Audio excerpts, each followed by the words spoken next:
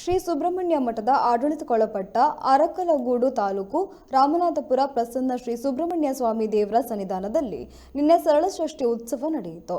ಸಂಜೆ ಶ್ರೀದೇವರಿಗೆ ರಥೋತ್ಸವ, ಪಲ್ಲಕ್ಕಿ ಉತ್ಸವ ಹಾಗೂ ಅಷ್ಟವದಾನ ಸೇವೆ ನಡೆಯಿತು. ಉತ್ಸವದಲ್ಲಿ ಹಾಸನ ಜಿಲ್ಲೆಯ ಮಾಜಿ ಮಂತ್ರಿ ಎ ಮಂಜು ಅವರು ಪಾಲ್ಗೊಂಡು ಶ್ರೀದೇವರ ಪ್ರಸಾದ ಸ್ವೀಕರಿಸಿದ್ದಾರೆ. ಇನ್ನು ಮಾಧ್ಯಮದ ಜೊತೆ ಮಾತನಾಡಿದ ಅವರು ಈ ಕ್ಷೇತ್ರದ ಬಗ್ಗೆ ಏನು ಹೇಳಿದ್ದಾರೆ ನೋಡ್ಕೊಂಡು ಬರೋಣ. ರಾಮನಾಥಪುರ ಸುಬ್ರಹ್ಮಣ್ಯ ಸ್ವಾಮಿ ಷಷ್ಠಿ ದಿನ ಇವತ್ತು. ಇದು ವಿಶೇಷವಾಗಿ ಪುರಾತನ ಕಾಲದ ಐತಿಹಾಸಿಕ ಹಿನ್ನೆಲೆ ಇರ್ತಕ್ಕಂಥ ದೇವಸ್ಥಾನ ಇದು. ಈ ರೀತಿ ಕುಕ್ಕೆ ಸುಬ್ರಹ್ಮಣ್ಯ, ಈ ರೀತಿ 5 ದೇವಸ್ಥಾನಗಳು ರಾಜ್ಯದಲ್ಲಿದ್ದಾವೆ. ಇದು ಒಂದು ಪ್ರಮುಖವಾದಂಥ ದೇವಸ್ಥಾನ.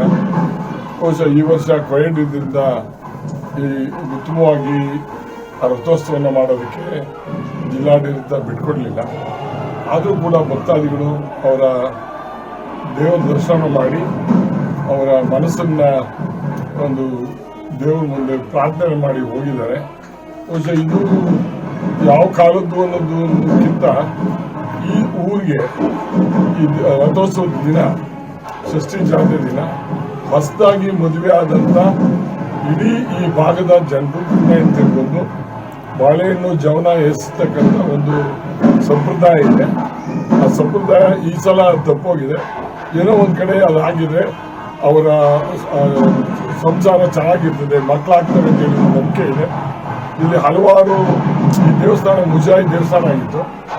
ನಾನು ಅಧಿಕಾರದಲ್ಲಿದ್ದಾಗ, ಶಾಸಕರಾಗಿದ್ದಾಗ ಈ ದೇವಸ್ಥಾನವನ್ನು ಮಠಕ್ಕೆ ವಹಿಸಬೇಕು ಅಂತೇಳಿ ಇದನ್ನು ಮಠಕ್ಕೆ ವಹಿಸಿ ಇವತ್ತು ವಿಶೇಷವಾಗಿ ಮುಜರಾಯಿಗಿಂತ ಉತ್ತಮವಾಗಿ ಮಾಡ್ತಾ ಇರ್ತಕ್ಕಂಥದ್ದು ನೋಡಿ ನನಗೆ ಸಂತೋಷ ಆಗಿದೆ. ಭಕ್ತಾದಿಗಳು ಕೂಡ ಪ್ರಶಂಸೆಯನ್ನು ವ್ಯಕ್ತಪಡಿಸಿದ್ದಾರೆ.